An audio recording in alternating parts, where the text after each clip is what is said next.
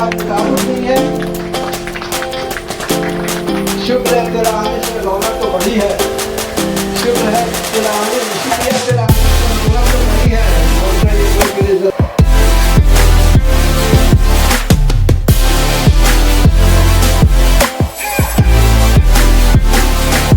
बाद में लोग भूल गए क्योंकि दास्तान वो ख़त्म हो गए, कोई सुनने वाला नहीं रहा, कोई सुनाने वाले होते तो उनको सामयिक मिलते।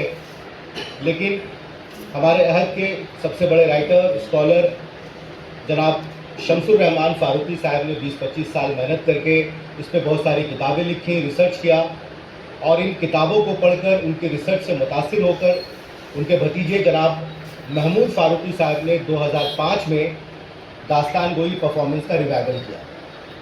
2005 से कबल जब महमूद फारूकी साहब ने इसका रिवाइवल किया, उससे पहले हिंदुस्तान में ना किसी ने दास्तान ना कोई दास्तान सुनाने वाले थे, ना कोई दास्तान गोई के बारे में जानता था। ये बिल्कुल नई चीज़ थी। 1928 में दिल्ली के आखिरी दास्तान गो मीर बाकर अली का इंतकाल हो गया। उसके बाद से ये फ़न ख़त्म हो चुका था। दास्तानों में सबसे मशहूर दास्तान, जैसे कि अभी जिक्र हुआ, दास्तान हमी रमज़ान, जो बहुत मशहूर दास्तान है। तो पहले तो महमूद फारूकी साहब ने दास्तान हमी रमज़ान सुनाई, फिर उसके बाद उन्होंने कुछ मॉडर्न नई दास्तान खुद लिखी, पूरे हिंदुस्तान में घूमकर वर्कशॉप किए, तकरीबन 40-50 लोगों को तैयार किया, उनको दास्तान गो बनाया, जो आज हर जगह घूमकर दास्तान गोई की महफिलें सजाते हैं। तो आज जो हम आपको दास्तान सुनाने वाले हैं वो है दास्तान चौबोली।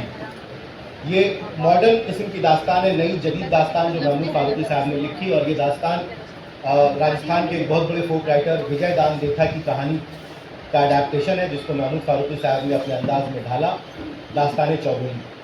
इस दास्तान की ख़ास बात यह है कि ये जहाँ भी सुनाई जाती है लोग बहुत मज़ा लेते हैं। ये बहुत मज़े की दास्तान है, बहुत दिलचस्प दास्तान है।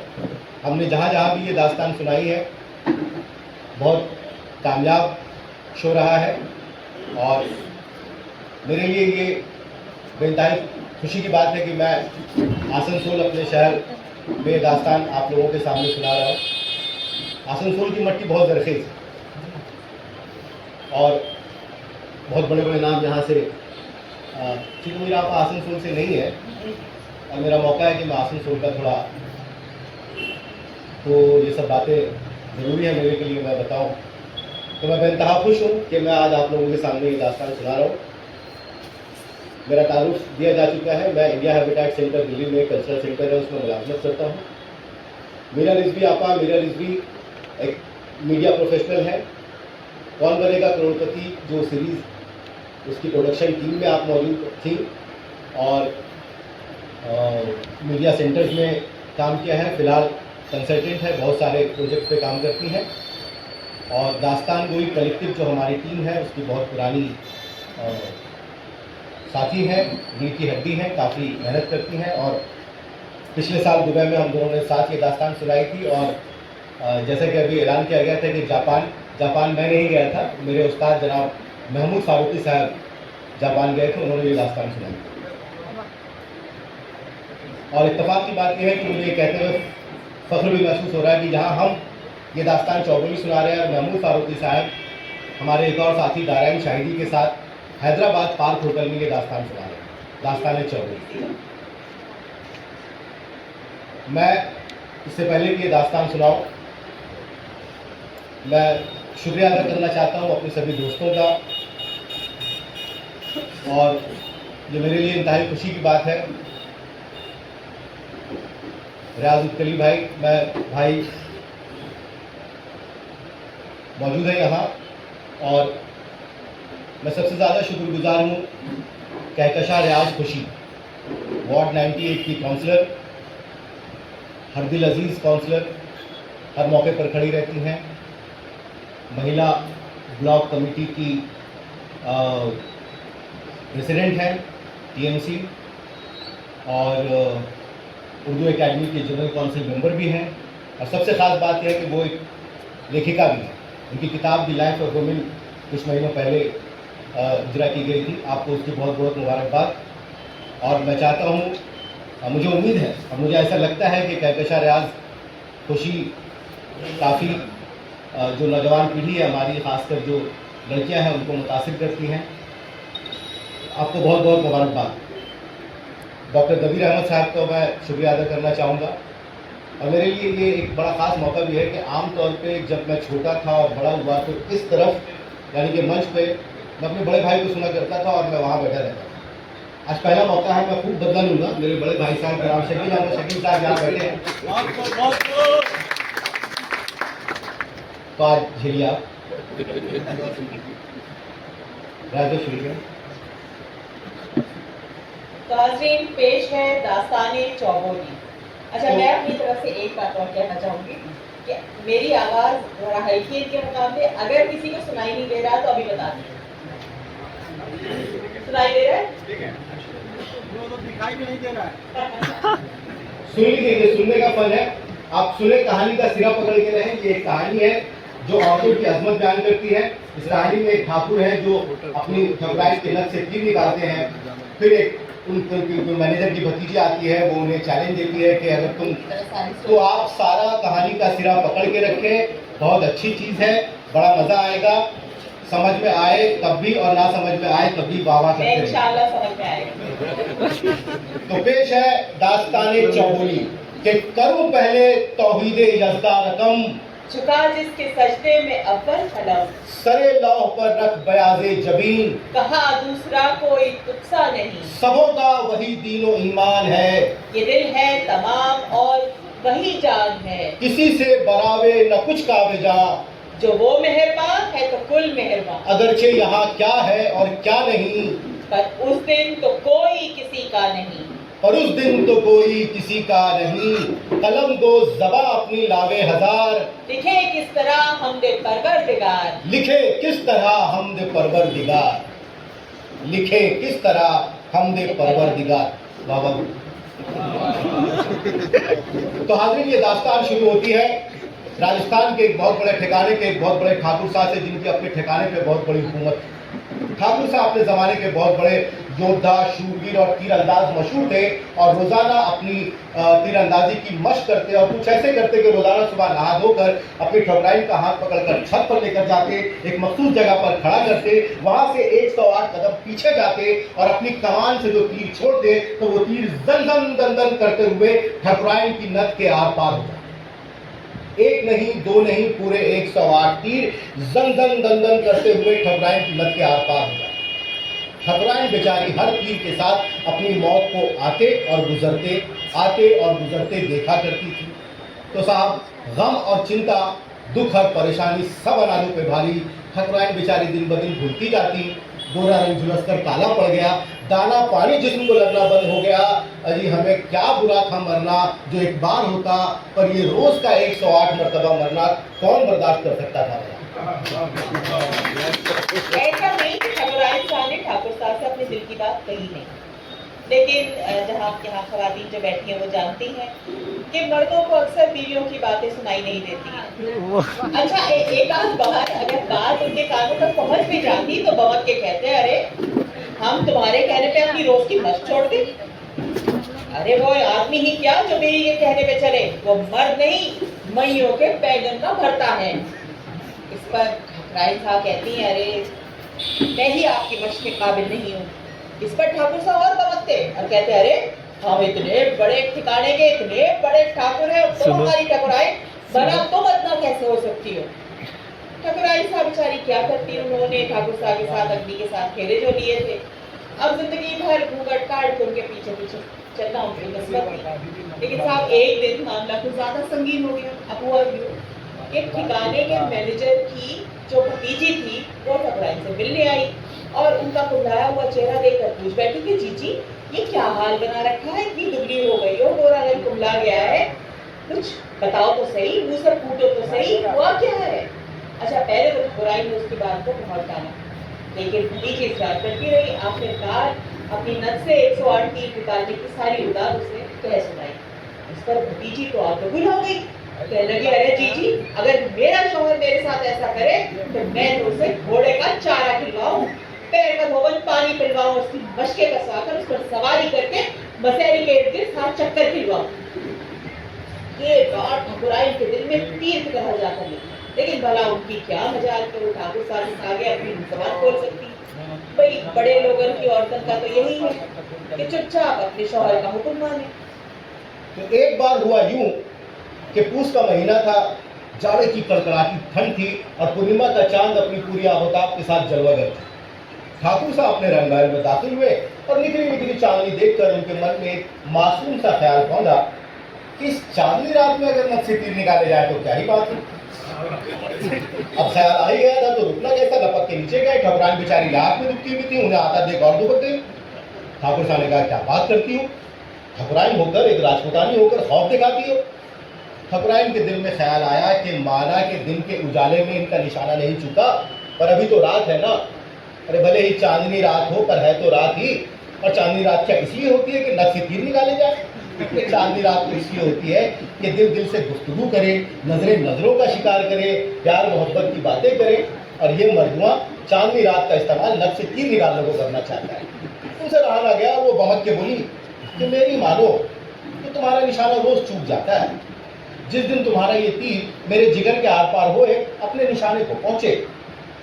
पर हमेशा की तरह ठकुराइन का ये बयान ठाकुर साहब के सर के ऊपर से गुजर गया और गुस्से से कहने लगे कि क्या बात करती हो, ठाकुर की ठकुराइन होकर खौफ दिखाती हो। लपक के उन्हें छत पे लेके आए, खड़ा किया, अपने निशाने पे गए और कमान से 2 तीर छोड़ा तो वो जन करता हुआ ठकुराइन के घर के आर पार हो गया। 1 नहीं, 2 नहीं, 3 नहीं, पूरे 108 तीर उस चांदनी रात में ठाकुर ने ठकुराइन के घर के आर पार किए। आसमान में जो चांद सितारे थे वो ठकुराइन का मजाक उड़ा रहे थे और कह रहे थे कि अरे इसे तो पता ही नहीं कि इसका शौहर कितना बड़ा सूरमा जियाला है। अच्छा, दिल का बोझ कोई कब तक सीने पे रख सकता है? एक न एक दिन से हल्का होना ही होता है। उस दिन ठकुराइन ने भी हिम्मत करके कह ही दिया कि जी वो ठिकाने के मैनेजर की भतीजी आई थी, वो कह रही थी कि अगर मेरा शौहर मेरी नद से तीर निकाले तो मैं तो उसे घोड़े का चारा खिलवाऊं, पैर का भवन पानी पिलवाऊं और उसकी मशकें कसवाकर मसहरी के इर्द-गिर्द 7 चक्कर खिलाऊं। मैं नहीं, वो कह रही। अब जब ठाकुर साहब ने ये सुना कि उनकी इतनी मासूम सी हरकत का कोई इतना बुरा मान सकता है तो वो तो गुस्से से आग बबूला हो गए। फौरन मसहरी से नीचे उतरे, पैर में जूतियां डाली और कहा, कहाँ है वो बदखबाज औरत? हम अभी जाएंगे, उससे अभी ब्याह करेंगे, उसकी नद से 108 नहीं 208 तीर निकाल के दिखाएंगे। अच्छा, अब दिल में ख्याल आ ही गया था तो उतना कैसा। फौरन नद पर बुलवाया, उस पर सवार हुए और टकबक करते हुए ठिकाने के मैनेजर की कोठी पर पहुंच गए। अब जब मैनेजर को यह खबर मिली कि आधी रात गए स्वयं ठाकुर साहब उसकी कोठी पर पधारे हैं तो वो पत्ते की तरह कांपता हुआ ठाकुर साहब के आगे गया और कहा, हुजूर कोई गुस्ताखी हुई है क्या? पहले तो ठाकुर साहब ने उसकी किसी बात का कोई जवाब नहीं दिया, गुस्से से इधर से उधर, उधर से इधर चहलकदमी करते रहे। आखिरकार एक मुसाहिब ने उसके कंधे पे हाथ रखा, किनारे ले गया और भतीजे की सारी बुरातियां सुनाई। मैनेजर को तो काटो तो खून में उसका चेहरा पकड़ गया। फौरन भतीजी को तलब किया और कहने लगा, अरे बावली, बड़े लोगों के यहाँ जाकर ऐसी ही जरूर बातें करते हैं। अच्छा, भतीजी भी अजीब, कहने लगी, अरे तो इसमें मैंने गलत क्या कहा? आप मेरी अभी इनसे ब्याह करा दीजिए, मैं अभी अपनी बात सच करके दिखा दूं। अजी साहब, वो मैनेजर हाथ जोड़कर माफी मांगता रह गया। पूरे खानदान ने हाथ जोड़कर माफी मांग ली, पर ये जो बड़े लोग हैं वो छोटे लोगों की गलतियों को माफ कर दें, ऐसी दुनिया तो ऊपर वाले ने बनाई। जब उस मैनेजर को कुछ नहीं सूझा तो उसने कहा कि माई बाप अन्नदाता, इस लड़की के घर वाले तीर्थ यात्रा को गए हैं, कुछ दिन में लौट आएंगे, उनसे पूछ के मैं आपको बता दूंगा। ठाकुर साहब ने जो ये सुना तो गुस्से से लाल पीले हो गए और कहने लगे कि क्या बात करते हो? ये बताओ, हम इस रियासत के क्या लगते हैं? जी, माई बाप लगते हैं। हम तुम्हारे क्या लगते हैं? माई बाप हुजूर। हम इस लड़की के क्या लगते हैं? माई बाप ही लगते हैं। अरे तो जब हम इसके बाप होते हुए तुमसे कह रहे हैं कि मेरा ब्याह इससे करा दो, बीच में बोलने वाले कौन होते हैं? तो साहब उसी वक्त पंडित बुलवाया गया, अग्नि के साथ फेरे पूरे हुए और जैसे ही फेरे खत्म हुए ठाकुर साहब ने अपनी नई नवेली दुल्हन को घोड़े पे बिठाया और टकबक करते हुए अपने रंगमहल में दाखिल हुए। चांदनी रात खत्म होने में अभी कुछ देर बाकी थी और हमारे ठाकुर साहब चांदनी रात को जाया नहीं करना चाहते। अपने रंगमहल में पहुंचे, अपनी नई नवेली दुल्हन उस मैनेजर की भतीजी को, छोटी ठकुराइन को छत पे लेके गए, खड़ा किया, अपने निशाने पे गए और कहा कि अब मैं तेरी नद से 208 तीर निकाल कर दिखाऊंगा। उनकी नई नवेली दुल्हन ने जो ये सुना तो खिलखिलाकर हंसने लगी। हे ठाकुर साहब, इसमें कौन सी बड़ी बात है, आप नथ पहनकर यहाँ खड़े हो जाइए, मैं आपकी नथ से 1000 आटी निकाल के दिखा दूंगी। ठाकुर साहब ने जो ये सुना तो बगले झाँकने लगे। उनकी समझ में नहीं आया कि उनकी इतनी बड़ी महारत, इतनी बड़ी मस्त को ये लड़की हल्के में ले रही। दिल में ख्याल आया कि नथ पहनकर खड़ा हो जाऊं, फिर डर पैदा हुआ कि कहीं इसका निशाना चूक गया या इसने जानबूझकर तीर इधर का उधर लगा दिया तो मेरा तो काम हो जाएगा। कहने लगे नहीं, तीर चलाना मर्दों का काम है, तीर हम चलाएंगे, तुम नथ पहनकर वहां खड़ी हो जाओ। तो वो उनकी नई नवेली दुल्हन छोटी ठकुराइन और खिलखिलाकर हंसने लगी। हे ठाकुर साहब, अगर कोई बहादुरी का काम करना चाहते हो, अपने आप को इतने बड़े सूरमा जयाले समझते हो, तो जाओ जाओ पहले शहजादी चौबोली का हाथ जीत कर आओ। शहजादी चौबोली ने कसम खाई है कि जो मर्द एक रात में उससे 4 मर्तबा बुलवा देगा, उसकी चुप्पी तोड़वा देगा, वो उससे शादी कर लेगी। और अगर ना बुलवा पाया तो तहखाने में कैद, उकड़ू बैठा घोड़े के चारा के लिए चक्की पीसेगा। अगर खुद को इतने बड़े सूरमा, इतने बड़े जाले समझते हो तो जाओ जाओ पहले चौबोली का हाथ जीत कर आओ, तो मैं मानूं। अब जब ठाकुर साहब ने ये सुना कि पड़ोसी मुल्क में इतनी बड़ी चुनौती है, उन्हें कानून का खबर नहीं, तो उन्होंने कहा लानत है जिंदगी पर। खैर, अब सुन ही लिया था तो फौरन तीर कमान फेंका और अपने मुसाहिबों को बुलाया और कहा कि घोड़ा तैयार करो और जीन बख्तर कोट तलवार से लैस, ऐसे कि जैसे जंग में जा रहे हो। घोड़े पर सवार हुए और अपने मुसाहिबों से कहा कि देखो, हम इस रास्ते चौबोली की नगर जा रहे हैं, 7 दिन में उसका हाथ जीतकर इसी रास्ते से लौटेंगे। तुम लोग यहीं मौजूद रहो और जब दूर उफक में मरगुला धूल का उड़ता नजर आए तो समझ लेना कि हम आ रहे हैं और हमारे इस्तकबाल तैयारियां शुरू कर देना। मुसाहिबों ने भी कहा मरहबा मरहबा हुजूर, अरे जब से सूरज चांद रहा है, जब से दुनिया की शुरुआत हुई है, आप जैसा सूरमा जियाला तीरंदाज कोई हुआ ही नहीं है। अरे कर्ण और अर्जुन आपके आगे पानी भरते हैं, भला उन्होंने कभी द्रौपदी की नस से 108 तीर निकाले थे? ठाकुर साहब खुश हुए, मूंछों पर ताव दिया, घोड़े को एड़ लगाई और सरपट चौबोली के नगर पहुंचे। वहां पहुंचकर सराय पे डेरा डाला, पीताम्बरी कुर्ता पहना, पीताम्बरी धोती पहनी, सर पे 2 हाथ का साफा, माथे पे तिलक, कानों पे कुंडल और अपनी तलवार हाथ में लिए चौबोली के महल पहुंचे। वहां महल के बाहर 2 बड़े-बड़े नगाड़े रखे हुए थे उम्मीदवारी का ऐलान करने के लिए। ठाकुर साहब ने नगाड़े पे चौक दी और पूरे नगर में बात फैल गई कि इस बार कोई सूरमा जाला आया है चौबोली का हाथ जीतने। अजी नगाड़े तो कईयों ने बजाए थे, पर वो कमसीन चेहरे और नाजुक हाथ वाले शहजादे जो चौबोली का हाथ जीतने आए थे, वो 4 मरतबा क्या एक बार भी ना बुलवा पाए थे और तहखाने में कैद, उकड़ू बैठे, घोड़े के चारा के लिए चक्की पीस रहे थे। अजी उस तहखाने में इतने शहजादे कैद थे और इतना चारा पीस रहे थे कि उस गांव में कोई मुफ्त में भी घोड़े का चारा लेने को तैयार नहीं था। और इस बार इस जोर से नगाड़े पे चौक पड़ी थी कि सबकी उम्मीद की किरण जागी। बहरहाल शाम हुई, चौकीदार आया, बड़े इज्जत और एहतराम के साथ ठाकुर साहब को चौबोली के महल की तरफ ले गया। ठाकुर साहब चौबोली के महल में दाखिल हुए, देखा एक बारादरी है, कमरे में कालीन बिछा है, हर तरफ पील जोत के दिए जलते हैं, पर्दे जरदोजी के लटकते हैं, एक मुरब्बा मसहरी जवाहर की जड़ी हुई है और उस पर शहजादी चौबोली बुक्के नूर बनी बैठी। ठाकुर साहब की नजर जो चौबोली के हुस्न पर पड़ी तो उन्हें ख्याल आया कि ये जो रोज सुबह सूरज निकलता है वो दरअसल इसी कमरे से निकलता है। चौबोली की खूबसूरती देखकर करीब था कि ठाकुर साहब गश खाकर जमीन पर गिर जाए, पर तलवार की नूक के सहारे खुद को संभाला और जो चौबोली की तरफ देखा तो देखते ही रहे, उनकी आंखें चौंक जा रही। अब जब सुबह हुई, चौकीदार आया, उसने आकर उनका शाना हिलाया, तब जाके ठाकुर साहब को कुछ होश आया, चमके बमके और कहने लगे अरे जो रोज 108 तीर नस से निकाल सकता है, वो एक औरत को एक रात में 4 बार बुलवा क्यों नहीं सकता? देखिए साहब, चौकीदार कहाँ सुनने वाला था, उन्हें धक्के देता हुआ तहखाने में ले गया, उन्हें ले जाकर चक्की के सामने पटका, उनके सामने चारा रखा और कहा पीसो।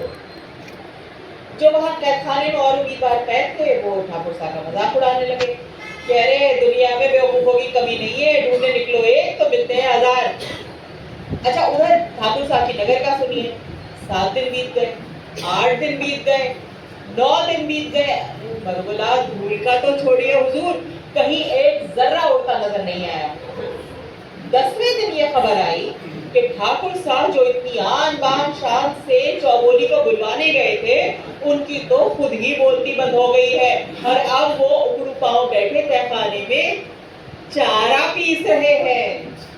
खबर ये भी आई कि अभी तक चारा पीसने में वो महारत तो नहीं है जो तीरंदाजी में थी, लेकिन पीसने को इतना चारा है और इतना वक्त है कि एक ना एक दिन इस काम में भी महारत हासिल कर ही लेंगे। तो साहब जब उनकी गिरफ्तारी की खबर आ गई तो उनकी छोटी ठकुराइन जिन्होंने उन्हें वहाँ भेजा था, उन्होंने सबसे कहा कि वो तीर्थ यात्रा को जा रही है और वो सीधा पहुंची चौबोली के नगर।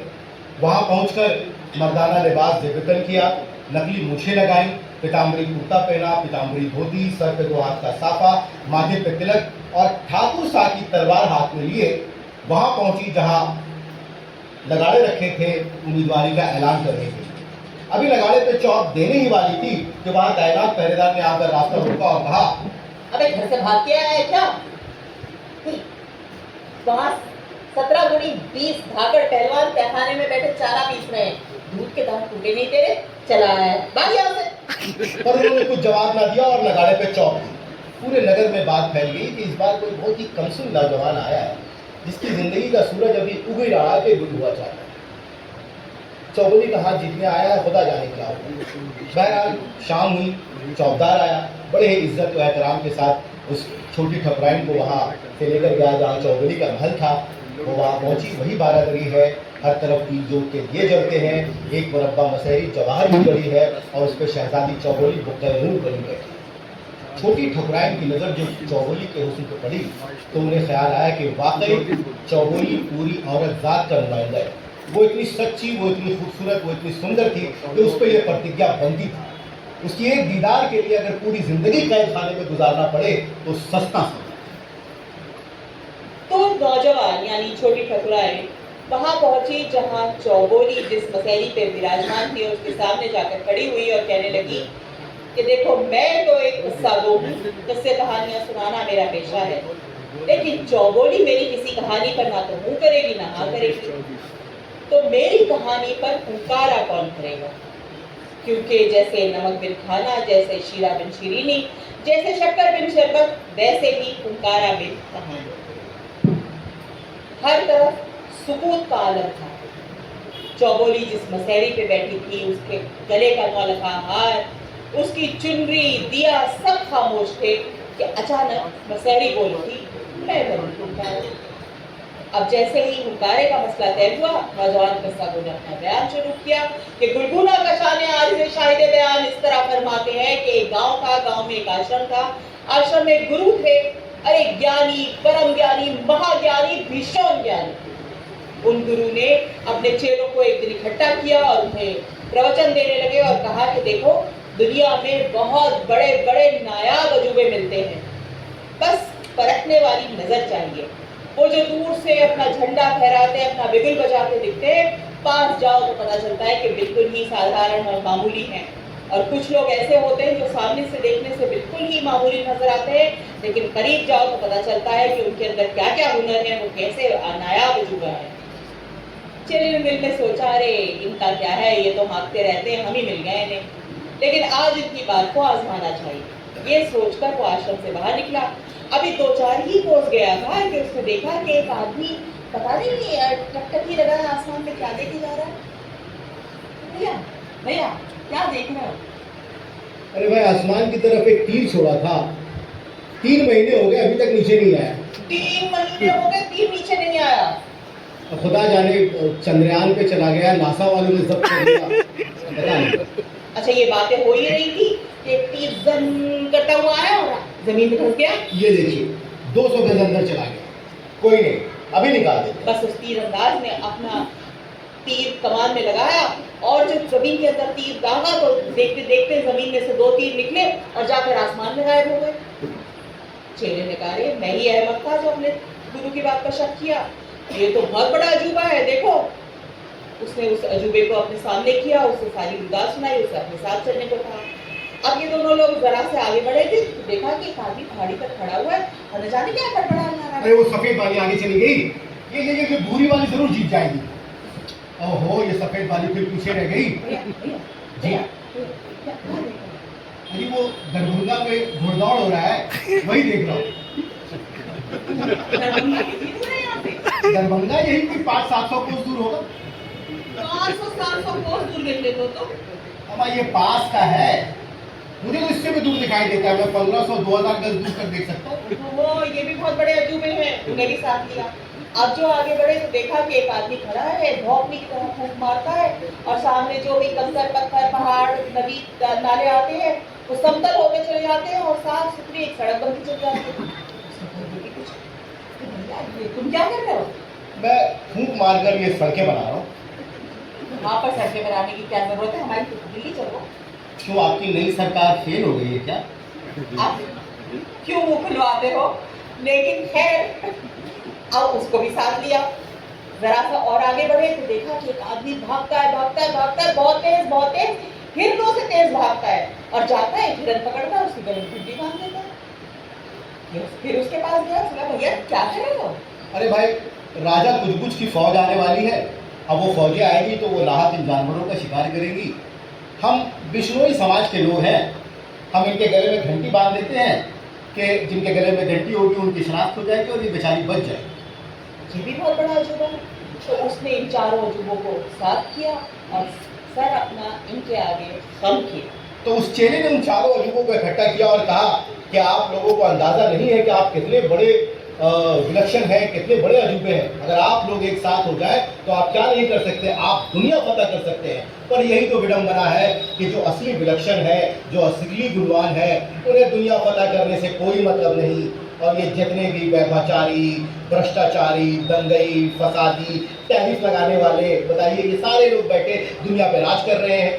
तो चेले ने उन सब की खूब खुशामद की, और खुशामद का तो आप जानते हैं कि जो खुशामद करे खल्क उससे सदा राजी है। सच तो ये है कि खुशामद से खुदा राजी है। ऐश करते हैं वो, खुशामद है जिनका मिजाज। जो नहीं करते वो रहते हैं हमेशा मोहताज। हाथ आता है खुशामद से, मता मुल्क व ताज। क्या है तासीर कि इस नुस्खे ने पाया है रिवाज। जो खुशामद करे खल्क उससे सदा राजी है। सच तो ये है कि खुशामद से खुदा राजी है। तो उस चेले ने उन चारों अजूबों की खूब खुशामद की और उन चारों को लेकर पहुंचा वहां के राजा के दरबार में और कहा कि महाराज, ये देखिए कैसे कैसे अजूबे लेकर आया हूं। और ये कहकर उन सबकी सिफतें बयान की और कहा कि महाराज, आप इन चारों को अपने दरबार में नौकर रख लीजिए, पर हाँ महाराज, 5-5 लाख रुपए से तनख्वाह कम न देना महाराज, वरना आपकी ही बेइज्जती है। और आजकल ये जीएसटी का जमाना है, तो महाराज जीएसटी अलग से दे देना। महाराज ने सोचा कि राजपाट करने में कभी न कभी अड़चने आती है। ये सोचकर उन चारों अजूबों को और उस चेले को अपने दरबार में नौकर रख लिया। अब उन चारों अजूबों के लिए कुछ काम तो था नहीं, तो सारा दिन पलंग तोड़ना, रोटी तोड़ना, यही काम था। पर एक मर्तबा हुआ यूं कि एक ऐसी समस्या की उत्पत्ति हुई कि जिनका इलाज सिर्फ इन अजूबों के पास है। हुआ यूं कि वहां के राजपुरोहित ने नक्षत्र फेंक के, फाल फेंक के ये कुछ निकाला और कहा कि महाराज, ऐसी शुभ घड़ी की उत्पत्ति हुई है जो त्रेता युग के बाद नहीं आई। कि महाराज, अगर अभी कोई यहाँ से कुछ जावे और सवा घंटे में अगर कोई वहां के खजाने से वो जीन जिस पर हीरे जवाहरात जड़े हैं वो लेकर आए, उस जीन को घोड़े पे कसवा के अपने युवराज की सवारी अगर करा दी जाए तो हमारे युवराज छत्रपति महाराज बन जाए। अब भाई 1.25 घंटे में कोई कुछ जाए और वहां से जीन लेकर आए, बड़ा मुश्किल है। अजय, मुश्किल क्या, हो ही नहीं सकता। अरे हो ही नहीं सकता हुजूर, छोड़िए, नामुमकिन है, नामुमकिन। अजी, नामुमकिन क्या, अकल्पनीय है, अकल्पनीय। अरे गप है, कोई गप व्हाट्सएप पे फैलाएंगी।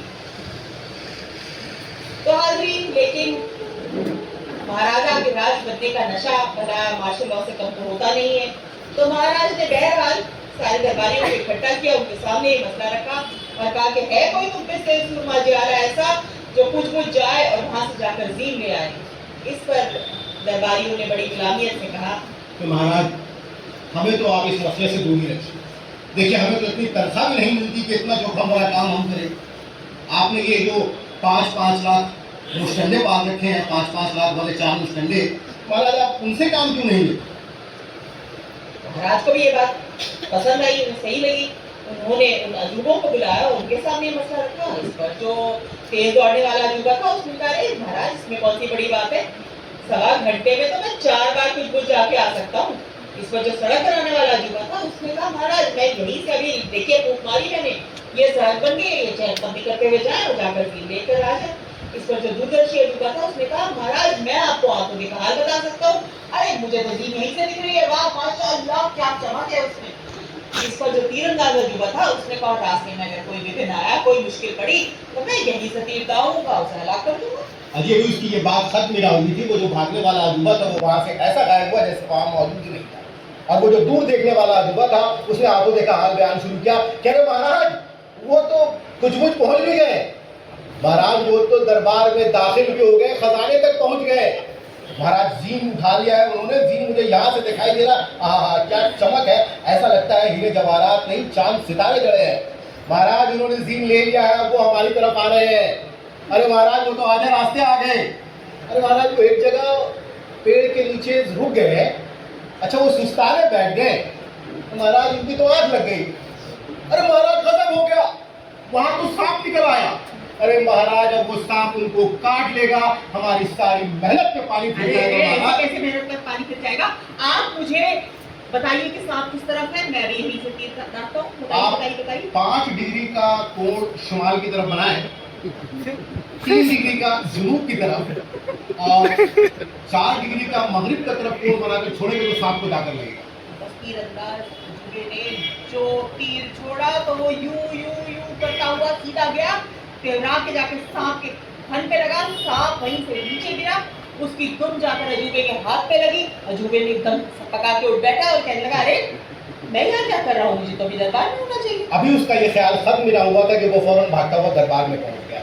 सारे दरबारी खुशी के मारे झूम उठे, कुछ जल के मर गए। महाराज ने फखरिया अंदाज में रानी की तरफ देखा, रानी ने भी तारीफाना अंदाज में महाराज की तरफ देखा और एक मासूम सा सवाल पूछा कि महाराज यूं तो आपके ये चारों अजूबे बड़े कमाल के हैं, पर महाराज इन चारों में सबसे बड़ा अजूबा कौन है? महाराज सोच में पड़ गए, पूरा दरबार सोच में पड़ गया, पूरा ब्रह्मांड सोच में पड़ गया कि इन चारों में सबसे बड़ा अजूबा कौन है। तो नौजवान मस्सागो ने अपनी कहानी को यहीं पे रोका और मसहरी से पूछा कि बता मेरी मसहरी, इन चारों में सबसे बड़ा अजूबा कौन है? इसमें कौन सी बड़ी बात है? वो जो भागने वाला अजूबा है वो सबसे बड़ा अजूबा है। नहीं, जो सड़क बनाने वाला अजूबा है वो सबसे बड़ा है। 1.25 घंटे में जीन लेकर वापस आना था, तो जो भागने वाला अजूबा है वही सबसे बड़ा अजूबा। अरे नहीं भाई, सड़क बनाने वाले पर कोई गौर ही नहीं करता है। हाँ, वो बेचारे गडकरी साहब कितनी सारी सड़कें बना चुके हैं, उनके ऊपर कोई ध्यान ही नहीं देता है। सड़क बनाने वाला अजूबा सबसे बड़ा है। देखिए शर्त ये थी कि 1.25 घंटे में जीन लेकर आना है, तो 1.25 घंटे में वो भाग के गया, जीन लेकर आया। सड़क वाला कहाँ से अजूबा हो गया? जो ये भागने वाला अजूबा है ये सबसे बड़ा अरे अजूबा तो है। सड़क ही नहीं होती तो भागता किससे? अजी सड़क बनाने वाला अजूबा सबसे बड़ा हुआ ना। सड़क जिसको भागने की सिफत है वो कहीं भी भाग जाता, सड़क बनाने वाला कैसे अजूबा हो जाएगा? वो भागने वाला सबसे बड़ा अजूबा है। सड़क बनाने वाला, भागने सड़क बनाने वाला। तो मैं अगर आप यहाँ मौजूद लोगों से पूछ लीजिए, मैं कहता हूँ वो भागने वाला अजूबा सबसे बड़ा अजूबा है। अच्छा, लोग हमेशा सही नहीं होते। सड़क बनाने वाला अजूबा सबसे बड़ा है। अब दोनों में बहस शुरू हो गई, सड़क बनाने वाला भागने वाला, सड़क बनाने वाला भागने वाला, सड़क बनाने वाला भागने वाला। आखिरकार चौबोली के सर में दर्द होने लगा और वो फट पड़ी। उसने कहा, चुप करो तुम दोनों, अरे वो तीरंदाज अजूबा सबसे बड़ा है, अगर वो सही वक्त पर तीर नहीं चलाता तो सबके किए भरे में पानी फिर जाता। पर साहब उस किस्सा को इससे क्या मतलब था कि सबसे बड़ा अजूबा कौन है? उसने तलवार की मूठ पर हाथ रखा और कहा कि बजाओ नगाड़े, अबोल चौबोली पहली बार बोल पड़ी। अब जो साहब नगाड़े पे चोट पड़ी तो राजा रानी को लगा कि हम जाग रहे हैं या सो रहे हैं, ये नगाड़े की आवाज कहाँ से आ रही है? बरसों बरस गुजर गए थे, एक बार भी नगाड़े की आवाज ना आई थी। बड़े खुश हुए और वहां तहखाने में जितने भी उम्मीदवार कैद थे उन सब के अंदर भी खुशी की लहर दौड़ गई कि अब आज़ादी का वक्त करीब आ गया है, यहाँ से आज़ाद होंगे तो उगते हुए सूरज का नज़ारा देखेंगे, दामोदर को कलकल करते देखेंगे, उर्दू एकेडमी के जलसों में गाएंगे, दुर्गा पूजा के पंडालों में सैर करेंगे, सेंट्रल मॉल जाएंगे, हमें आजादी चौबोली के कैदखाने से मिलेगी। हमें आजादी चौबोली की प्रतिज्ञा से मिलेगी। आजादी।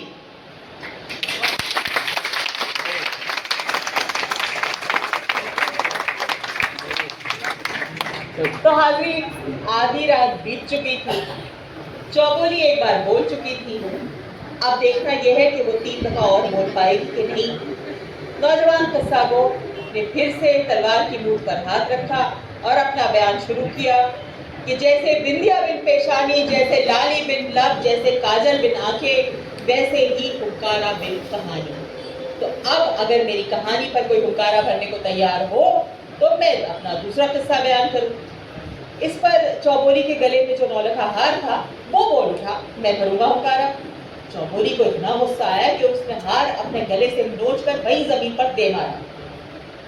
हार ने कहा कि भाई अब मुझे चौबोली जैसा गला कहाँ मिलेगा, इतना सुंदर, इतना अद्वितीय, लेकिन अब मैं जबान दे चुका हूँ। अब अगर मैं अपनी कॉल से फिरा तो लोग कहेंगे कि चौबोली का हार झूठा था, मक्कार था, अपना बात कह के उससे फिर गया। बदनामी तो चौबोली की ही होगी ना। नहीं नहीं नहीं नहीं, नहीं। मैं अपनी बात से नहीं मुकरूंगा, मैं हुंकारा भरूंगा। तो जैसे ही हुंकारे का वादा तय हुआ, उस किस्सा को ने अपना दूसरा बयान शुरू किया कि बुलबुला कशाने आरिज़ शाही के बयान को जिस तरह फरमाते हैं कि एक बार एक नगर में एक सेठ जी थे, लखपति, करोड़पति, अरबपति, हीरा सेठ, झंडा सेठ, जगत सेठ। सेठ जी ने शादी की और अपनी नई नवेली दुल्हन को लेकर अपने महल की तरफ वापस आ रहे थे कि रास्ते में पंडित जी ने डेवरी पे खड़े होकर उनका रास्ता रोका और कहा कि सेठ जी, ऐसी शुभ घड़ी की उत्पत्ति भी है जो द्वापर युग के बाद नहीं आई। अगर आप इसी वक्त किसी भी चीज़ का भोग किए बगैर दूसरे नगर तिजारत को जाएंगे तो कारून का खजाना हाथ लगेगा। सेठ जी ने मन में सोचा कि उनकी नई नवेली दुल्हन साक्षात लक्ष्मी बनकर उतर रही। बिल्कुल बाके बन के तन के डेवली पे खड़े होकर ऐलान किया कि हम अभी दूसरे नगर तिजारत के लिए जाएंगे, हम सुहागरात भी नहीं मनाएंगे। और उनकी नई नवेली दुल्हन ने जो ये सुना तो उसको तो लगा कि उसके सारे अरमानों पर हजारों हाथी धम धम धम धम करते गुजर गए। उसने बड़ी मासूमियत से सेठ जी से कहा कि सेठ जी, आपके पास तो इतनी दौलत है कि आपके साथ पूछते बैठ कर खाए, आपको इसी वक्त दूसरे नगर तिजारत जाने की क्या जरूरत है, कम से कम सुहागरात तो मना के जाइए। तो सेठ जी ने कहा कि बेवकूफ़ औरत, तुम्हें क्या पता दौलत की चमक क्या होती है। अरे दौलत की चमक सूरज के आतिश से ज़्यादा होती है। और आदमी कमाता किस लिए? इसलिए कमाता है कि घर वाले खुश रह सकें। यह कहकर उन्होंने कहा कि हम सुहागरात भी नहीं मनाएंगे और अपना बोरिया बिस्तर बांधा और दूसरे नगर तिजारत के लिए रवाना। उनकी नई नवेली दुल्हन सूनी आंखों से उन्हें जाते हुए देखती रही। पहले तो उसे लगा कि शायद उन्होंने कोई मजाक किया है और थोड़ी देर में हंसते हुए किसी कोने से निकल आएंगे। लेकिन जब काफी वक्त बीत गया तो उसे समझ में आ गया कि मजाक सेठ जी ने उसके साथ नहीं किया है, बल्कि जिंदगी ने किया है। क्योंकि कोई भी रिश्ता, कोई नाता, कोई मोहब्बत पैसे से बड़ी नहीं होती। पैसा ही रंग रूप है, पैसा ही माल है। पैसा न हो तो आदमी चरखे की माल है। पैसे का ही अमीर के दिल में ख्याल है। पैसे का ही फकीर भी करता सवाल है। पैसा ही फौज, पैसा ही जागो जलाल है। पैसे का ही ये तमाम रंगो जमाल है। पैसा ही रंग रूप है, पैसा ही माल है। पैसा न हो तो आदमी चरखे की माल है। अब जब हफ्ते महीनों में बीत गए तो धीरे धीरे सेठानी को भी सब्र आ गया और वो अपनी नई जिंदगी में मशगूल हो गई। इत्तेफाक की बात क्या है कि जहाँ पर सेठानी का कमरा था उसके ठीक सामने वहाँ के ठाकुर की अटारी। तो एक दिन सेठानी नहा धोकर अपने बाल सुखाने के लिए छत पर आके खड़ी हुई। सामने ठाकुर साहब भी निकल के खड़े हुए। ठाकुर की नजर सेठानी पे पड़ी, सेठानी की नजर ठाकुर पे पड़ी। दोनों एक दूसरे को देखते रहे, अपलक जड़वत। अब तो ये रोज का मामूल बन गया। रोज उसी वक्त दोनों अपनी अपनी छतों पर आते और देर तक एक दूसरे को निहारते रहते। अच्छा, वैसे कई दिन बीत गए तो आखिरकार ठाकुर ने एक दिन अपनी दिल की मंशा कह ही दी। अजी हम कब तक ऐसे मिलते रहेंगे? कभी तो हमारा मिलन होना चाहिए। ना बाबा ना, सांस लेती हूँ तो सांस को खबर लग जाती है। जेठानी, देरानी, नंदे सब मेरी फिक्र में रहती है। तुम भी कुछ तरकीब करो।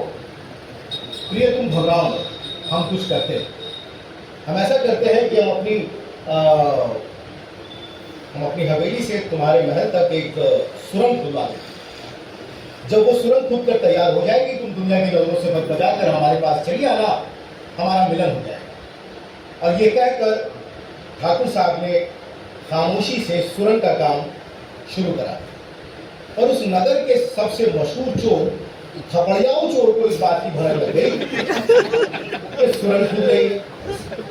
तो खपड़ियाऊ ने सोचा कि अच्छा, सेठानी जब अपने ठाकुर से, अपने यार से मिलने जा रही होगी और जब वो मिलकर लौट के आएगी तो मैं कूद कर उसके सामने जाकर खड़ा हो जाऊंगा और उसके सारे गहने जेवर छीन लूंगा और बदनामी के डर से वो किसी को ये बात बता भी ना पाए। तो हाजिर वो दिन भी आया जब सुरंग बन के तैयार हो गई।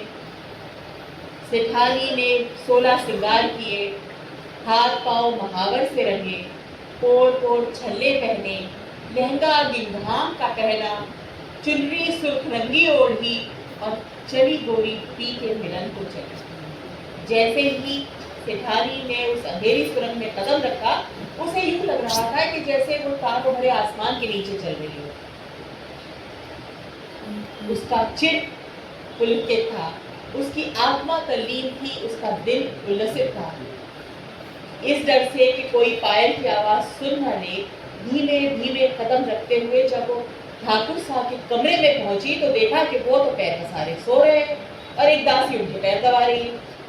दासी ने जब सजी सवरी सेठानी को देखा तो वो सारा मफहूम भाग गई और वो फौरन वहां से चली गई।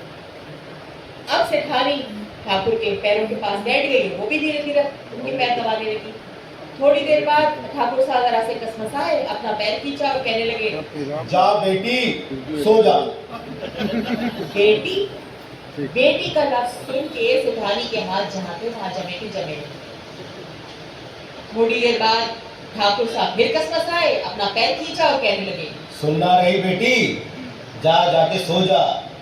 अब जब उन्होंने अपना पैर खींचा, सेठानी के कंगन खनखनाए, तब जाके उन्हें होश आया और वो उठ के बैठे तो देखा कि सामने सेठानी बैठी है। अरे ये मैंने क्या गजब कर दिया, तुम्हें बेटी बोल गया। पर बेटी बोलते ही उनकी दिल का फतूर, आत्मा का मैल, मन की बदी सब छूमंतर हो गया। बिल्कुल पवित्र होकर बोले कि सेठानी, शायद विधाता को यही मंजूर था, आज से मैंने तुम्हें अपनी मुंह बोली बेटी बनाया। और ये कहकर अपने गले से हीरे का हार निकालकर उसे शगुन के तौर पे दिया और कहा कि जा बेटी, अब तू अपने घर जा, वरना ये दासियां फजूल में उल्लू फजूल बातें करेंगी। सेठानी को तो ऐसे लगा कि उसकी उम्मीदों का सारा आसमान उसके कदमों में बिखरा नजर आ रहा है। बड़े भारी मन से वो हाथ लिए किसी तरीके से सुरंग से होते हुए वो वापस जाने लगी। वो जैसे ही सुरंग में दाखिल हुई, खपड़ियाऊ चोर टूटकर सामने आया और कहने लगा कि क्यों आ गई अपने यार से रंगरलियां मनाकर। क्या बकते हो, एक बाप बेटी के पवित्र रिश्ते पे लांछन लगाते हो। बाप बेटी?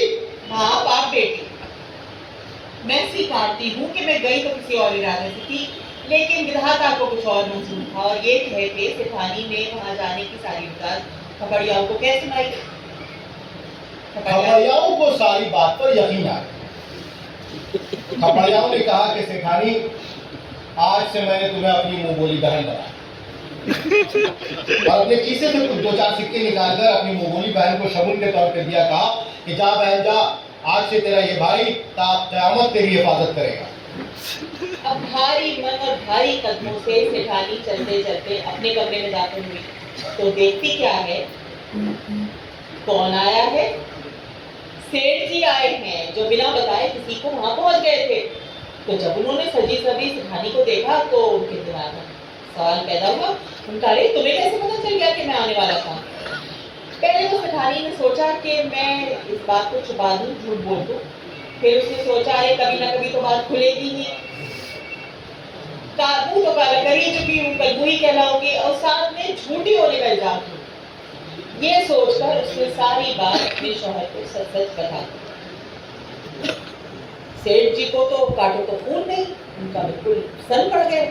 फिर उनके दिल में ख्याल आया कि अरे भाई इसमें गलती तो तुम्हारी ही है, ना तुम सुहागरात के दिन इसको ऐसे ही छोड़ के जाते और ना ये तुम्हें दिन देखना पड़ता।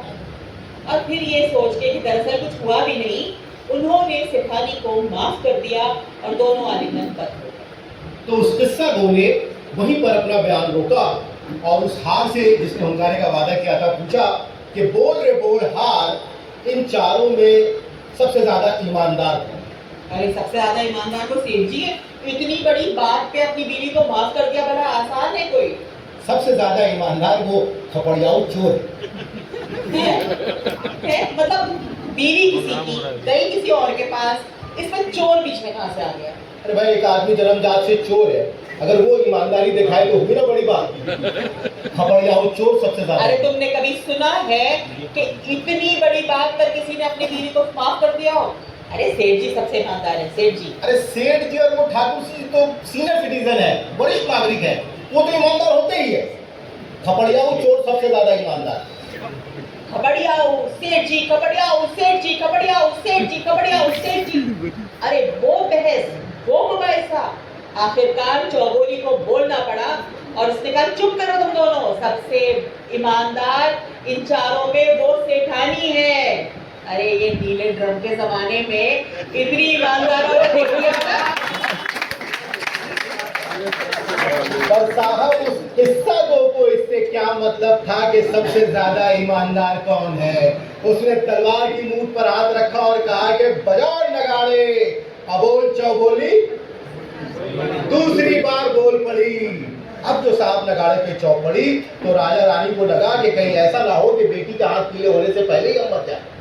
और वहां जितने उम्मीदवार तहखाने में कैद थे उन सबको यकीन हो गया कि अब रिहाई का आफताब निकलने ही वाला है। कि निकल आया मशरिक से आफताब, हुआ फिर से रोशन जहाने खराब। अब वक्त काफी गुजर चुका था, रात खत्म होने में कुछ ही वक्त बाकी था। नौजवान किस्सागो ने फिर से अपना बयान शुरू किया कि भाई पेड़ तो तभी अच्छे लगते हैं जब पत्तों से लहलहाते हों, और नदियां तभी मन भाती हैं जब पानी से लबालब भरी हो, और किस्से कहानियां तभी मजा देते हैं जब उन पर कोई हुंकारा भरे। तो अब अगर मेरी कहानी पर कोई हुंकारा भरेगा तो मैं ऐसा किस्सा सुनाऊंगा कि जो आज तक किसी ने ना सुना होगा। इस पर जो चुनरी जो चौबोली के सर पे सजी थी वो लहरा के बोली, मैं भरूंगी उतार। चौबोली को इतना गुस्सा आया कि उसने अपने सर से चुनरी उतार कर जमीन पर फेंक दिया। चौबोली के सर से चुनरी की हड्डी मानो चौधरी का चांद बादलों को चीरता हुआ अपनी पूरी आबोताब के साथ जलवा दिया। उस किस्सा की नजर, छोटी ठुकराई की नजर जो चौबोली के हुस्न पे पड़ी तो उसने कहा कि वाकई चौबोली पूरी औरत जात का नुमाइंदा थी। दुनिया का कोई मर्द इस काबिल नहीं था जो चौबोली का हाथ जीत सके।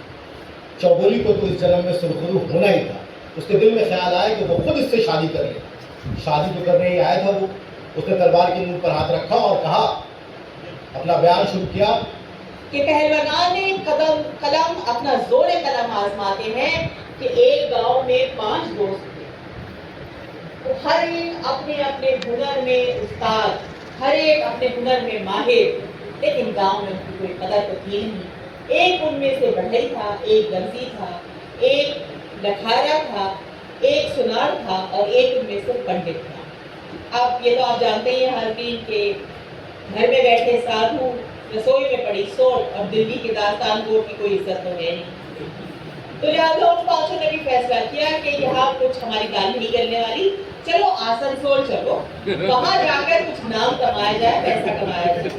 ये सोचकर उन्होंने अपना सामान वगैरह बांधा और वो आसनसोल के लिए रवाना हुए। रास्ते में एक बावली पड़ी तो ये फैसला हुआ कि यहीं पर रात गुजार दी जाए, लेकिन चोर उचक्के डाकुओं के डर से एक एक दोस्त बार बार बारी बारी पहरा देगा। तो बाकी दोस्त तो सो गए। सबसे पहले पहरा देने की बारी आई बड़े। अब बड़े को नींद तो आ नहीं रही थी। उसने इधर उधर टहलना शुरू किया।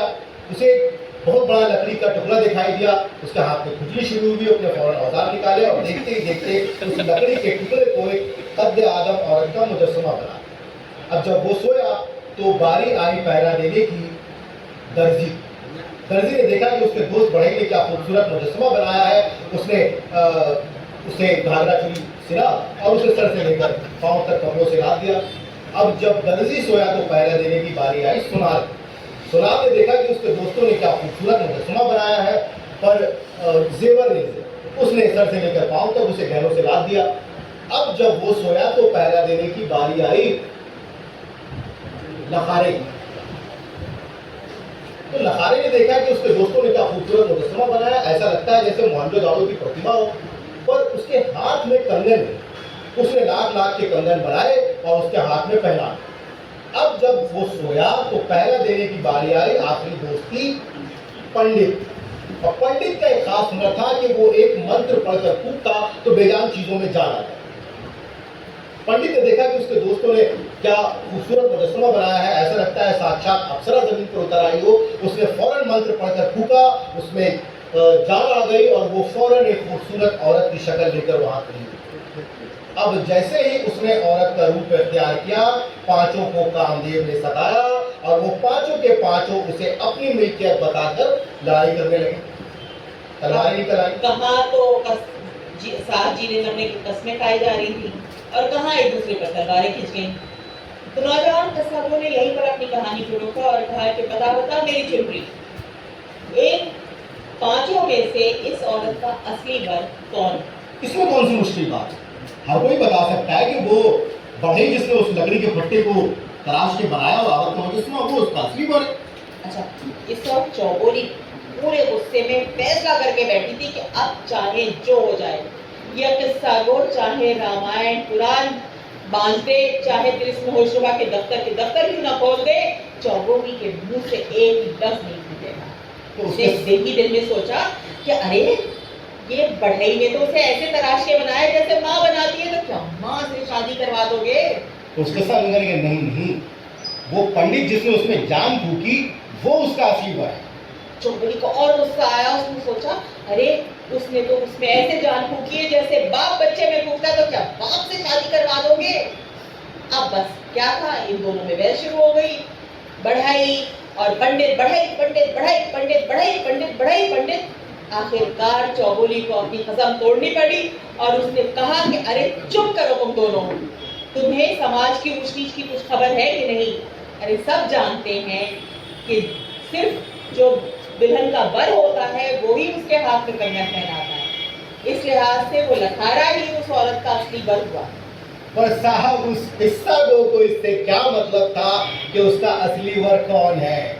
उसने कहा बजाओ नगाड़े, अबोल चौबोली तीसरी बार बोल पड़ी। अब जो साहब नगाड़े पे चौक पड़ी तो राजा रानी को लगा कि पता नहीं हम जिंदा रहे कि ना रहे बीटी के हाथ विलय होने से पहले। और वहाँ तहखाने में जितने उम्मीदवार कैद थे वो सब खुश हुए कि जिसने 3 मरतबा बुलवा दिया है वो चौथी मरतबा भी जरूर बुलवा देगा। और साहब वो ठाकुर साहब जो बड़ी आन बान शान से आए थे चौबोली का हाथ जीतने, वो एक कोने में बैठे उदास बड़े मन में सोच रहे थे कि वो क्या किस आन बान शान से आए थे और वह यहाँ उनकी नाक के नीचे से कोई और चौबोली का हाथ जीत कर लेकर जा रहा था और वो तहखाने में कैद, चक्की पीसिंग एंड पीसिंग।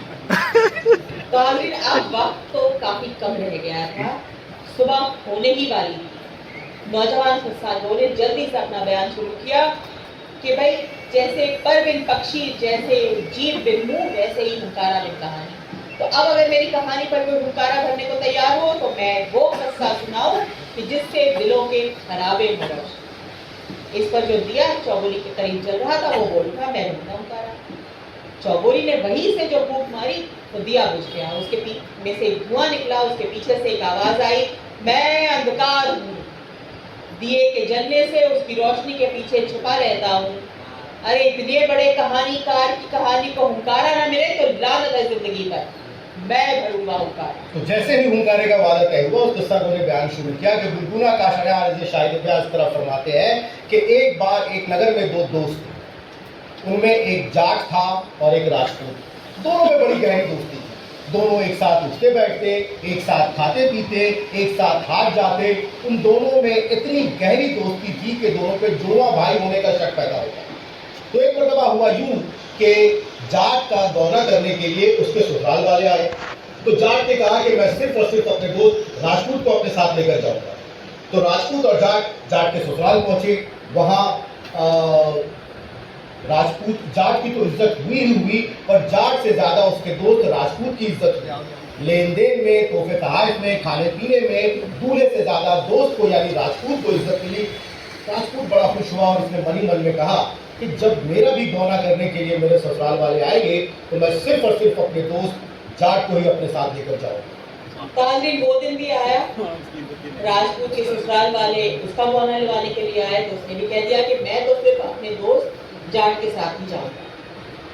अब वो जाट के साथ चला तो सही, लेकिन रास्ते में उसके दिल में ख्याल आया कि अगर मेरे ससुराल वालों ने मेरे दोस्त जाट के साथ वो सलूक नहीं किया जो इसके ससुराल में मेरे साथ हुआ था, इसकी को वो इज्जत नहीं दी, इसको वो इकराम नहीं दिया, तो मैं क्या करूँगा? ऐसा होगा तो मैं क्या करूँगा, वैसा हुआ तो मैं क्या करूँगा? घुमड़ घुमड़ के उसके दिमाग में ये ख्याल आए चले जा रहे थे। अच्छा, जाट तो जाट था, इन सब बातों से बेनियाज था।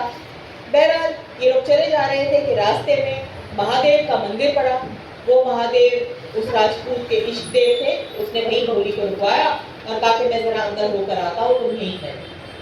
वो अंदर गया, उसने कहा महादेव तुम तो दिलों के राज जानते, अगर मेरे ससुराल में मेरे दोस्त जाट के साथ वैसी इज्जत हुई जैसी कि मेरी हुई थी उसके ससुराल में, तो मैं 11.25 रुपए का चढ़ावा चढ़ाऊंगा।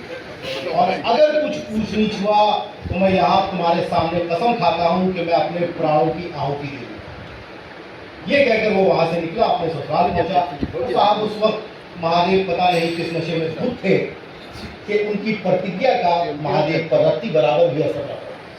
उसके ससुराल में पहुंचकर, राजपूत के ससुराल में पहुंचकर जाट के साथ नौकरों से भी बुरा बर्ताव हुआ। खाने पीने में, लेन देन में, उठने बैठने में नौकरों से भी ज्यादा बुरा बर्ताव। ये सब देखकर राजपूत का दिल बुझता चला गया। वो अपने ससुराल वालों से तो नाराज था ही सही, पर उसे गुस्सा आ रहा था अपने महादेव पर भी। उसने ससुराल वालों से कहा कि अब मैं यहाँ एक पल भी नहीं रुकूंगा।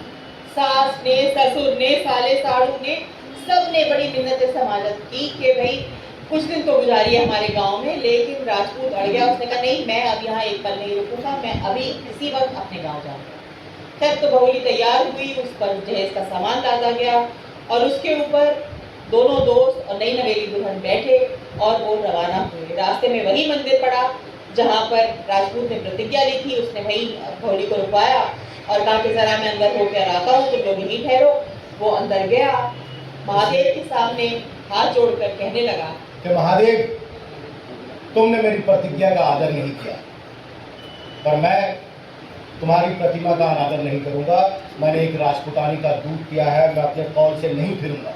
उसने तलवार उठाई, अपनी गर्दन पे रखा और शक करके जो चलाया तो उसका सर उसके तन से जुदा हुआ। खून का एक फव्वारा जो निकला तो वो सीधे महादेव के चरणों में जाके गिरा। अब जब बहुत देर हो गई वो बाहर नहीं निकला तो उसके दोस्त जाट ने सोचा कि अरे ये कौन सी पूजा आराधना कर रहा है जो इतनी देर हो गई, खत्म ही नहीं हो पा रही है। उसने कहा जरा मैं देख के आता हूँ। वो भी मंदिर में दाखिल हुआ। खुदारा किसी राक्षस दिल को वो मंजर ना दिखाए जो उस दोस्त को देखने को मिला। उसने कहा कि अरे जब मेरा दोस्त ही जिंदा नहीं है तो मैं जिंदा रहकर क्या करूंगा। उसने भी तलवार उठाई, अपनी गर्दन पे रखी और शक करके जो चलाई तो उसका सर भी उसके तन से अलग हुआ। उनका फव्वारा जो निकला तो वो जाकर राजपूत के खून में मिल गया। जिंदगी में भी दोनों दोस्त साथ थे और मरे भी साथ साथ। अब जब बहुत देर हो गई, दोनों दोस्त मंदिर में घुसे हुए थे, तो नई नवेली दुल्हन को लगा कि अरे ये कहीं भूल तो नहीं है कि इनके साथ एक दुल्हन भी है, जरा देखूं तो कि माजरा क्या है। वो मंदिर में दाखिल हुई तो उसको जो नजारा देखने को मिला तो वो तो बिल्कुल गश खा के वहीं बेहोश हो गई। जब किसी तरह से उसे होश आया तो उसने दिल में सोचा कि अब मैं ससुराल जाकर क्या करूंगी, लोग तो यही कहेंगे कि कल हुई खाई अपने शौहर को। ये सोचकर उसने भी तलवार उठाई, अपनी गर्दन पे रखी और चलाने ही वाली थी कि माँ पार्वती प्रकट हुई। उन्होंने कहा रुक जा बेटी रुक जा। अरे पता नहीं महादेव किस नशे में धुत थे कि उन्हें पता ही नहीं चला कि यहाँ क्या अनर्थ हो गया। तुम घबराओ, तुम इनके सर को इनके धड़ों से जोड़ दो, ये जीवित हो जाएंगे। ये कहकर माँ पार्वती वहां से गायब हुई। उस नई नवेली दुल्हन ने बदमाशी में कांपते हुए हाथों से उनके सर को उनके धड़ों से जोड़ दिया। वो दोनों ऐसे उठ के खड़े हुए, आंख मलते हुए, जैसे कि कुछ हुआ ही नहीं था। और साहब बदहवासी का आलम कुछ कम हुआ तो उसने देखा कि उसने जाट का सर राजपूत के धड़ से और राजपूत का सर जाट के धड़ से कर दिया। तो नौजवान किस्सा ने यहीं पर कहानी को रोका और कहने लगा कि अच्छा बता मेरे अंधकार, डाल इसमें रोशनी की फुहार कि इन दोनों में से इस औरत का असली शौहर कौन है। इसमें कौन सी बड़ी बात है? वो जो राजपूत का धड़ है वही उसका असली पर है। धड़ सर से कई गुना बड़ा होता है और धड़ में ही बोलिंग होता है जिससे पति स्वामी बनता है। तो वो जो राजपूत का धड़ है वो उसका असली शौहर है। चौबोली इस पर फट पड़ी। उसने कहा रे तुम दोनों को कुछ शास्त्रों की समझ है कि नहीं? शास्त्रों में साफ लिखा है कि पर्वतों में सबसे उत्तम है सुमेर पर्वत और पेड़ों में सबसे ऊंचा है कल्प वृक्ष और नदियों में सबसे ऊंची है गंगा नदी और इंसान के जिस्म में सबसे बालातर है उसका सर, क्योंकि सर ही में उस 4 इंद्रियां होती हैं। सर ही से इंसान के अजवाज का पता चलता है, उसके किरदार का पता चलता है। तो यानी राजपूत का जो सर है वही उस औरत का असली वर है। पर साहब उस किस्सा को इससे क्या मतलब था कि उसका असली शौहर कौन है? उसने तलवार की मूंछ पर हाथ रखा और तलवार म्यान से निकाल कर लहराते हुए कहा कि बजाओ नगाड़े और बजाते ही रहो। अबोल चौबोली 4 बार बोल पड़ी। अब जो साहब नगाड़े की शौक पड़ी तो राजा रानी को यकीन हो गया कि वो मर चुके हैं और पहले ही जन्नत में आ गए। और वहां जितने उम्मीदवार कैद थे वो सब बहुत खुश हुए, चौबोली की जय जयकार करने लगे कि सच है चौबोली की प्रतिज्ञा इतनी सच्ची थी कि उसे पूरा तो होना ही।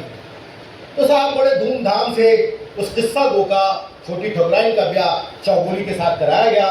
70 कोस दूर तक पीले चावल का न्योता दिया गया। पूरे राज्य में जश्न का माहौल था। सुहागरात की घड़ी आई। उस किस्सा गो छोटी ठकुराइन ने ठाकुर साहब की तलवार हाथ में ली और चौबोली के द्वार की तरफ पहुंची। वहां पहुंचकर उन्हें ख्याल आया कि अब इस राज पर से पर्दा उठा देना चाहिए। तो वो चौबोली के पास गई। उन्होंने पूरी रुदात बयान की, ठाकुर का नक्शे तीर निकालना, उन्हें ठाकुर को चैलेंज करना, ठाकुर का यहाँ आना कैद खाने में और फिर इनका मर्दाना लिबास से बेतन करके यहाँ आना।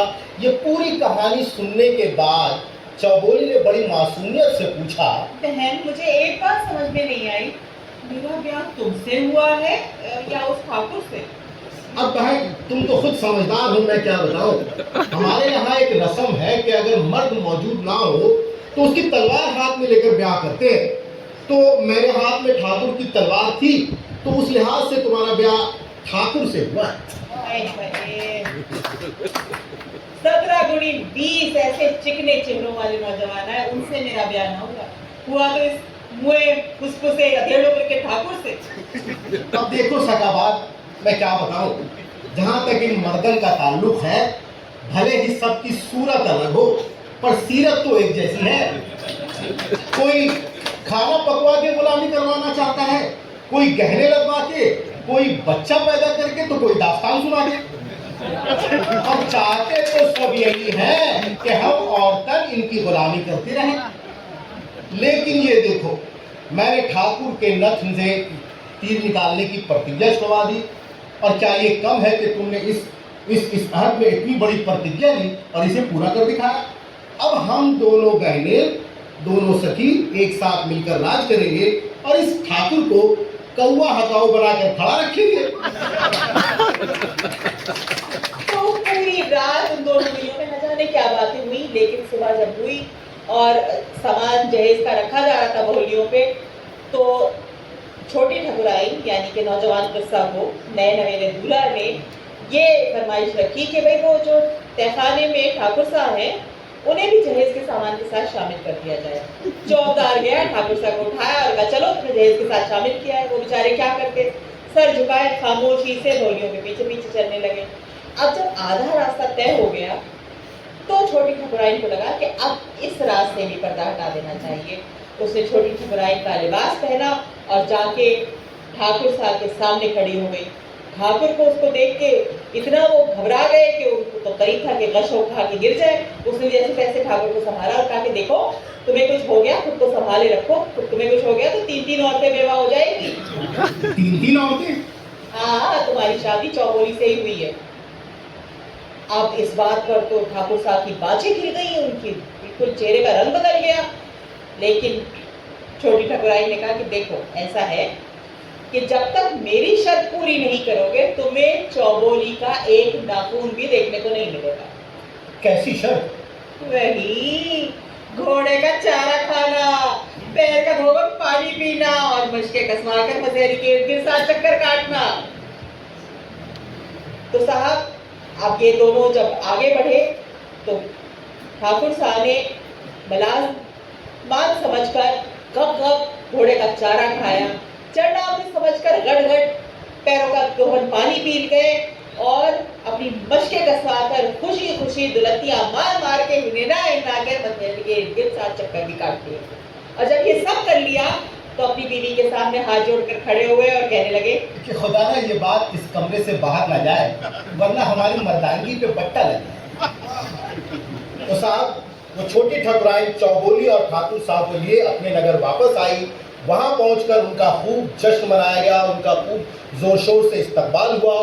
राजा रानी ने राजपाट चौबोली और छोटी ठकुराइन के हाथ रखा। ठाकुर साहब की नक से तीर निकालने की आदत छूटी और उस पर बड़ी ठकुराइन इतनी सेहतमंद हुई कि कुछ ही महीनों में उन्हें 2-2 मसहरियों की जरूरत पड़ने लगी।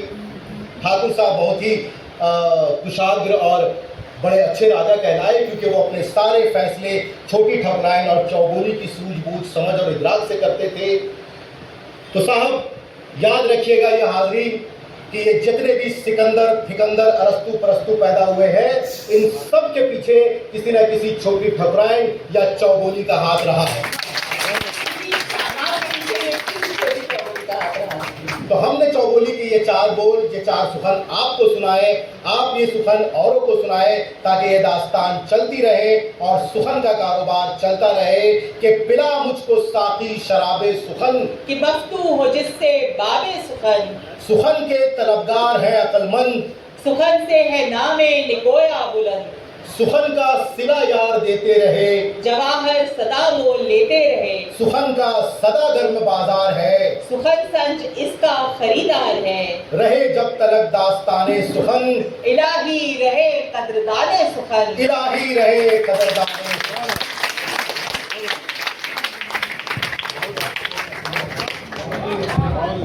आप सब लोगों का बहुत बहुत शुक्रिया, बहुत बहुत शुक्रिया।